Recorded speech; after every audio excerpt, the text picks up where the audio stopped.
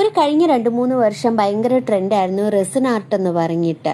ഇപ്പോൾ ട്രെൻഡായിട്ട് പോയിക്കൊണ്ടിരിക്കുന്ന ഒരു സംഭവമാണ് ഈക്കോ പ്രിൻറ്റിങ്.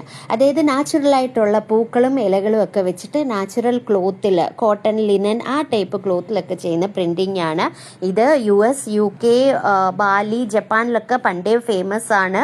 അവരൊക്കെ ട്രൈ ചെയ്തിരുന്നത്. നമ്മുടെ ഇന്ത്യയിലും കേരളത്തിലും ഒക്കെ ഇപ്പോഴാണ് ഇത് ട്രെൻഡിങ് ആയിട്ട് വന്നുകൊണ്ടിരിക്കുന്നത്. അപ്പോൾ ചെന്നൈയിൽ വെച്ചിട്ട് ഖാദിഗ്രാം ഡിണ്ടിഗൽ നടത്തിയ ഒരു വർക്ക്ഷോപ്പിൻ്റെ വിശേഷങ്ങളാണ് ഇന്ന് നിങ്ങളെ കാണിക്കുന്നത്.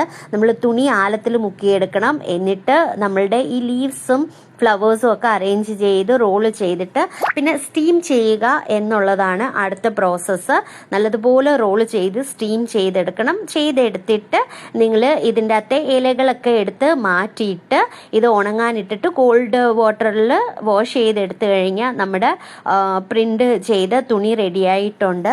നല്ലൊരു വർക്ക്ഷോപ്പായിരുന്നു. അപ്പോൾ ബേസിക്കാണ്. ഇതിൻ്റെ അഡ്വാൻസ് വർക്ക്ഷോപ്പ് ഇനിയുണ്ട്.